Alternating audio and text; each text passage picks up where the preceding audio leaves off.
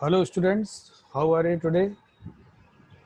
I wish for your good health, and along with you, I also wish for the good health of your family. So in today's discussion, we will go for the next topic or the extension of the previous topic, that is time study. We will going to discuss about the objectives of the time study. I hope के last video आपने देखकर time study का concept समझा होगा। अब हम इसके objectives देखते हैं कि ऑब्जेक्टिव्स क्या हैं। तो जो मेन ऑब्जेक्टिव्स है टाइम स्टडी के वो ये हैं। The target time for each job. Job means जो भी वर्क इस समय हमारे शॉप फ्लोर पर चल रहा है, ठीक है, उसको हम जॉब बोलते हैं। So the target time for each job can be scientifically estimated. Means कोई भी काम, कोई भी एक्टिविटी जो हमारी ऑन गोइंग है इस वक्त मशीन फ्लोर पर या फिर शॉप फ्लोर पर, हम उसका एक साइंटिफिक टाइम कैलकुलेट कर सकते हैं कि कितने समय में ये काम हो जाना चाहिए। एक स्टैंडर्ड टाइमिंग हम लोग जो है एस्टिमेट कर लेते हैं, ठीक है। जैसे मान लीजिए कि कहीं फाउंड्री में कोई वर्क चल रहा है, ठीक है, कि हमने मोल्टन मेटल लिया और मोल्टन मेटल लेके उसको हमने मोल्ड कैविटी में पोर कर दिया। अब हमारे पास में अब जब तक वो सॉलिडिफाई होगा तो इस कंप्लीट एक्टिविटी का एक स्टैंडर्ड टाइमिंग, इसे कंप्लीशन की क्या होना चाहिए, ये फाइंड करना हमारा टाइम स्टडी के द्वारा एक ऑब्जेक्टिव होता है। होता क्या है फिर, that with this estimate realistic schedules and man power requirements can be prepared. जब हमको एक स्टैंडर्ड टाइमिंग का अंदाजा हो जाता है, कॉम्प्लेक्सिटी का अंदाजा हो जाता है किसी एक्टिविटी का, तो हम लोग क्या करते हैं, ये हमको हेल्प करता है कि हम एक शेड्यूलिंग कर सकें, एस्टिमेटेड शेड्यूलिंग कर सकें और मैन पावर की प्लानिंग भी कर सकें कि हमको कितना समय एक पर्टिकुलर एक्टिविटी में लग रहा है। तो ये जो चेन है एक्टिविटीज की एक प्रोसेस में, हम इन एक्टिविटीज की शेड्यूलिंग कर सकते हैं और हर एक एक्टिविटी के लिए हम ये भी बता सकते हैं कि हमें जो रिक्वायर्ड मैन पावर है वो हमारी कितनी रहेगी, ठीक है। बहुत मेजर ऑब्जेक्टिव है ये हमारे टाइम स्टडी का। Second objective is the sound comparison of alternative methods is possible by comparing their basic times. हम लोगों ने जिस तरह से वर्क मेजरमेंट, वर्क स्टडी में हम लोगों ने पढ़ा था कि जब भी कोई एक्टिविटी हमको एग्जीक्यूट करना होती है प्रोडक्शन में, तो हम ऑल्टरनेटिव मेथड जरूर कंपेयर जो है करते हैं। हमको पता होना चाहिए कि जो एक्टिविटी हम करने जा रहे हैं, जो प्रोसेस हम करने जा रहे हैं, एग्जीक्यूट करने जा रहे हैं प्रोडक्शन के लिए, उस जैसे ही ऑल ऑल्टरनेटिव मेथड क्या क्या पॉसिबल है, ठीक है, ये हम स्टडी करते ही हैं। तो हमको क्या पता चलता है कि जब हमारे पास सभी ऑल्टरनेटिव मेथड्स की टाइमिंग कैलकुलेट हो जाती है कि कोई एक्टिविटी कितने समय में कंप्लीट होगी, कोई दूसरी एक्टिविटी कितने समय में कंप्लीट होगी, तो हम क्या करते हैं, इस कंपैरिजन से ये पता कर लेते हैं कि बेस्ट ऑल्टरनेटिव हमारा कौन सा है, ठीक है। देन जब हमको ये पता चल जाता है कि हमारा जो स्टैंडर्ड टाइम है वो किसी एक्टिविटी को करने का क्या है और कितने टाइम में हम अपने वर्कर से वो एक्टिविटी, वो प्रोसेस करवाना चाहते हैं, हम इसके बेस पर उनके वेजेस और इंसेंटिव्स भी तय कर देते हैं कि भाई आपको इतने समय का इतना पैसा दिया जाएगा और हमको ये काम आपको करके दे, ठीक है। ये समझ में आ गया पॉइंट आपको, ये पॉइंट आपको समझ में आ गया। देन आगे बढ़ते हैं। It can lead to proper balancing of the work distribution. जब हमको ये पता चल जाता है कि एक प्रोसेस में जितने भी इवेंट्स हैं, जितनी भी एक्टिविटीज हैं, उन सबकी स्टैंडर्ड टाइमिंग्स क्या है, तो और फिर हम जब मैन पावर प्लानिंग कर लेते हैं according to the time taken by the separate और ईच इवेंट एक्टिविटी, तो हम लोग क्या करते हैं कि जो वर्क डिस्ट्रीब्यूशन होता है जब वो एम्प्लॉयज में किया जाता है, तो वो लगभग प्रॉपर ही होता है, इक्वल वर्कर डिस्ट्रीब्यूशन हो जाता है, क्योंकि हमको पता चल जाता है कि किस वर्कर को कितने समय के लिए किस एक्टिविटी में एंगेज होना है। ऐसा तो नहीं है कि कोई वर्कर जो है वो किसी एक्टिविटी में बहुत समय के लिए एंगेज हो गया और कोई दूसरा वर्कर जो है वो कम समय के लिए एंगेज हो गया और हमने एक जो ज्यादा समय के लिए एंगेज है हमारा वर्कर, हमने उसको 2-3 एक्टिविटीज और दे दी। तो टाइम कैलकुलेशन से ये हमको अंदाजा हो जाता है कि हम लोगों को किस तरीके से वर्क को डिस्ट्रीब्यूट किए हुए हैं अपने कंपनी के अंदर, ठीक है। तो ये बहुत हेल्पफुल है, इससे डिमोरलाइजेशन और एम्बैरेसमेंट किसी भी एम्प्लॉय के अंदर नहीं आता अगर वर्क डिस्ट्रीब्यूशन प्रॉपर हो जाए तो, ठीक है।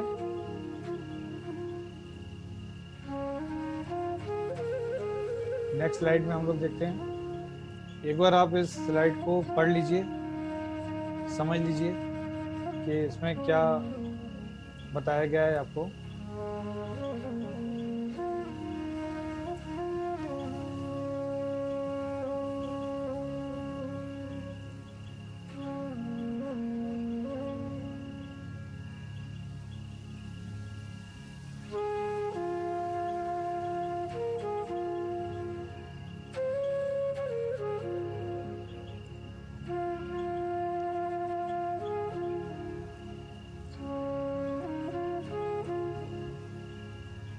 ये हमारी जो है नेक्स्ट स्लाइड है, इसमें हम देखते हैं कि जो ऑब्जेक्टिव्स है उसको हमने कंटिन्यू किया है। और क्या ऑब्जेक्टिव्स हो सकते हैं टाइम स्टडी के,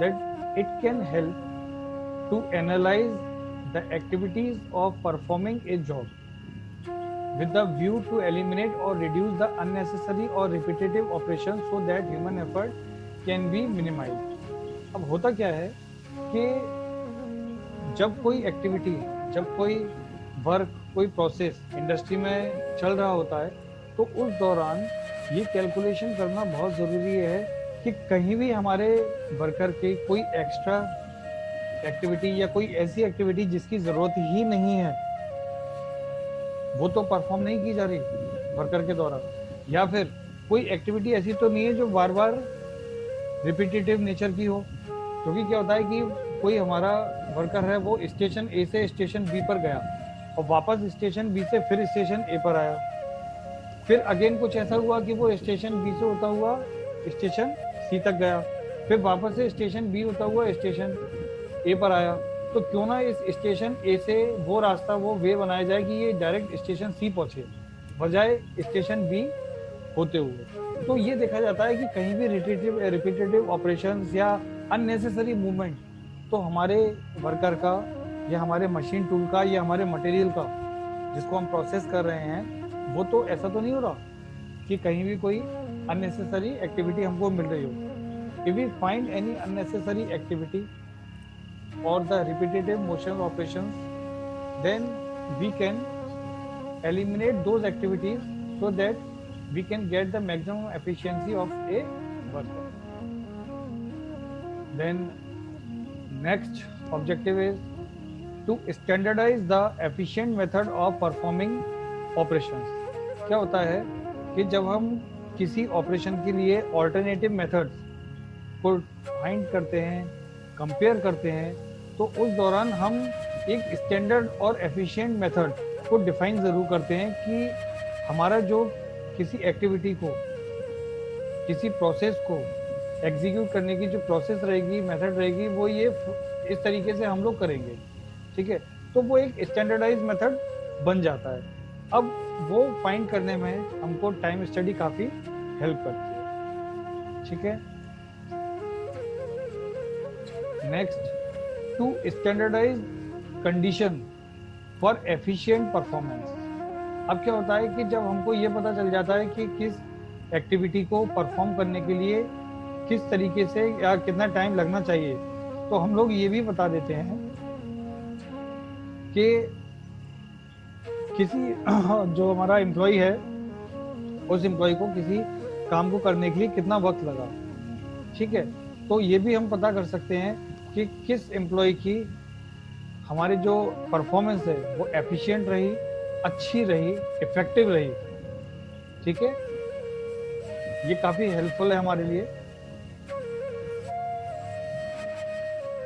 next, to determine the man and machines ratio for effective and efficient utilization of both. जब हम टाइम स्टडी के द्वारा ये पता कर लेते हैं कि हमको किस एक्टिविटी में कितना समय लगने वाला है और हमें कौन कौन सी मशीन का यूज होने वाला है, साथ ही जब हम मैन पावर प्लानिंग कर लेते हैं कि कितने लोगों की हमको वर्कर्स की हमको जरूरत पड़ने वाली है, तो इस रेशो को डिफाइन करने के लिए मींस कौन सी मशीन और कितने वर्कर्स, इस रेशो को डिफाइन करने के लिए हमको टाइम स्टडी कॉन्सेप्ट की जरूरत पड़ती है। ठीक है, तो ये काफी इंपॉर्टेंट पॉइंट्स हैं। Now here are the basic procedure for the time study. The following steps are essential for carrying out the time study of any process in order to determine the standard time. अगर हमको किसी process का standard timing के बारे में पता करना है तो हमको ये जो स्टेप्स हमको बताए गए हैं ये यूज होते हैं टाइम स्टडी के एग्जीक्यूशन में और उसके ऑपरेशन में। ठीक है, तो पहला जो स्टेप रहेगा वो ये रहेगा, इसको मैं बता देता हूँ।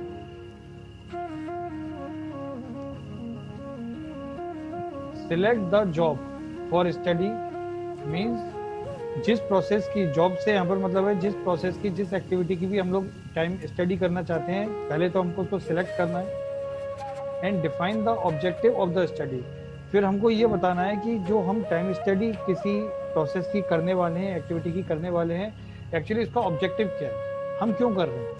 ठीक है, this needs statement of the use of the result means अब जो टाइम स्टडी करके हम किसी प्रोसेस की टाइम स्टडी करने के बाद में जो रिजल्ट हमको मिलने वाले हैं, हमको बताना पड़ेगा कि इसके स्टेटमेंट्स इसकी जो है रिजल्ट्स की क्या रिक्वायरमेंट है, इसकी एक स्टेटमेंट हमको देनी रहती है, बनानी होती है। ठीक है, प्रिसीजन रिक्वायर्ड्स मीन्स हमको क्या जो है सेफ्टी मेजर्स या कहाँ पर किन किन पॉइंट्स पर हमको ध्यान देना है, ये हम डिफाइन करते हैं स्टेटमेंट के अंदर।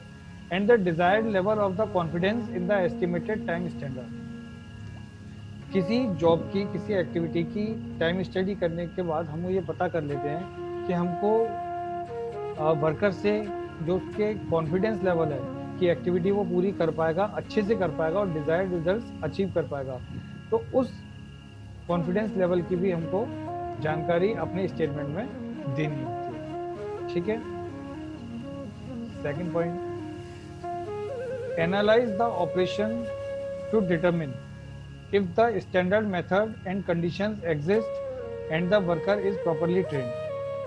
हम इसके अंदर ये भी देखते हैं कि जो ऑपरेशन इस समय हो रहा है, कोई एक्टिविटी इस समय चल रही है, तो वो क्या जो स्टैंडर्ड मेथड बताया गया था किसी पर्टिकुलर एक्टिविटी के लिए, क्या वो स्टैंडर्ड मेथड फॉलो हो रहा है, क्या जिन कंडीशंस में वो एक्टिविटी होनी चाहिए वो कंडीशंस, वर्किंग कंडीशंस डिफाइन हो रही है कि नहीं, या फिर वो जो वर्कर है जो उस एक्टिविटी को कर रहा है वो प्रॉपरली ट्रेंड है या नहीं एक पर्टिकुलर एक्टिविटी को करने के लिए। ठीक है, जैसे हमने देखा है इस समय आप देख रहे हैं कि काफ़ी सारे जो इंडस्ट्रीज़ हैं या काफ़ी सारे उद्योग हैं, हमारी इंजीनियरिंग इंडस्ट्रीज़ हैं, इंजीनियरिंग कॉलेजेस हैं, ये फेल हो रहे हैं, चल ही नहीं पा रहे। रीज़न क्या है? रीज़न ये नहीं कि इंजीनियरिंग के अंदर अनएम्प्लॉयमेंट है, रीज़न ये है कि आप इंजीनियर्स को एम्प्लॉयमेंट या एम्प्लॉयबल बना ही नहीं पा रहे कि उनको एम्प्लॉयमेंट मिल जाए। कभी भी कैंपस ड्राइव से 100% स्टूडेंट को कैंपस नहीं मिलता, लेकिन कम से कम स्टूडेंट हमारा इंजीनियरिंग कॉलेजेस का ऐसा तो हो जाए, इतना वेल ट्रेंड तो हो जाए कि वो खुद के लिए एक एम्प्लॉयमेंट मार्केट से सर्च करता है और उसको ग्रैब भी करता है। ठीक है ना, तो ये देखना पड़ता है कि हम जो संस्था चला रहे हैं, जो प्रोडक्ट हम लोग बना रहे हैं, जो प्रोसेस हम लोग कर रहे हैं, उसके लिए जो व्यक्ति रिस्पॉन्सिबल है वो वेल ट्रेंड है या नहीं। देन द मेथड स्टडी और training of the operator should be completed before starting the time study if needed be. अगर हम टाइम स्टडी करने जा रहे हैं तो हमको कुछ चीज़ें पहले से कर लेनी चाहिए, जैसे हमको जो टाइम स्टडी हम किस मेथड के जरिए कर रहे हैं, परफॉर्म कर रहे हैं, वो हमको डिफाइन करना पड़ेगा। साथ ही साथ हमको ये देखना पड़ेगा कि हम जिस ऑपरेटर के लिए टाइम स्टडी कर रहे हैं, एग्जीक्यूट कर रहे हैं, तो वो पर्टिकुलर ऑपरेटर ट्रेंड है या नहीं, ये हमको देखना पड़ेगा, तभी हम टाइम स्टडी कर पाएंगे। अगर वेल स्किल्ड ऑपरेटर होगा वही हेल्प कर पाएगा एक पर्टिकुलर एक्टिविटी के लिए, एक पर्टिकुलर टाइम अचीव करने के लिए। ठीक है, तो ये काफी इंपॉर्टेंट पॉइंट है। ये जो अभी हमने ऑब्जेक्टिव्स को डिस्कस किया, बेसिक प्रोसीजर अभी और भी है, लेकिन अभी आज के लिए हम इसमें 2 ही पॉइंट डिस्कस कर रहे हैं। करने के लिए तो हम एक साथ 50 स्लाइड भी पढ़ सकते हैं। ठीक है, मैं आपको इंजीनियरिंग में पढ़ने का तरीका बता देता हूँ। पढ़ने के लिए या पढ़ाने के लिए, आपको उससे डिस्कस करने के लिए मैं 50 स्लाइड्स भी बैठ सकता हूँ। उसके लिए मुझको 20 मिनट लगे, 40 मिनट लगे, 1 घंटा लगे, कुछ भी लग सकता है। लेकिन हमेशा याद रखना कि मैं जो आपको वीडियो बनाता हूँ आपके लिए, उसका जो टाइम शेड्यूल होता है या उसकी जो लेंथ होती है, वो ये देखते हुए होती है कि आपके लिए कितना मटेरियल मुझको उस लेक्चर के अंदर देना है। तो आप ये ना सोचें कि ये 10 मिनट का लेक्चर है, ये 20 का है, 25 मिनट का है, 40 मिनट का है, ये 1 घंटे का है। हमको ये नहीं देखना है। हमको ये देखना है कि जो कंटेंट हमको मिला है, ठीक है, वो ऐसा तो नहीं है कि वो कंटेंट सर ने अपना क्लास की टाइमिंग पूरी करने के लिए और हमको ओवर कंटेंट दे दिया, आप पर बर्डन आ जाएगा। तो मैं ये चाहता हूँ कि जैसे जैसे मैं वीडियो आपको बनाकर देता जा रहा हूँ, आप उन वीडियो को उतना ही स्टडी करें। आप गूगल कर लीजिए बाद में, तो गूगल करने के बाद में आप उसको उतना स्टडी करें डेली बेसिस पर, तो ये चीज़ें आपके लिए बनती जाएंगी। अदरवाइज मैं आपके लिए अगर आप लोग कहेंगे तो मैं ज़्यादा स्लाइड्स के भी वीडियो बना दूंगा।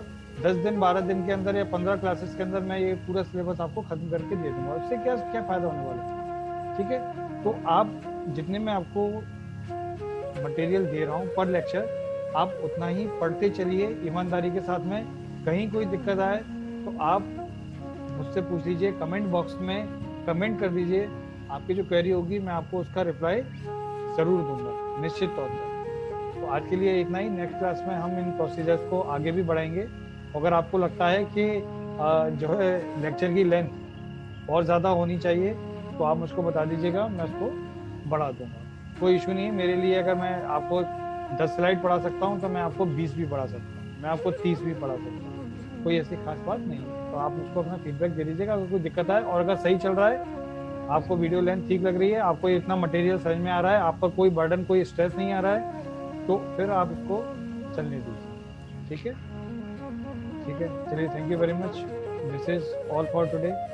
We will meet in the next class and we will further study the basic procedure of the time study. Thank you very much. Have a good day.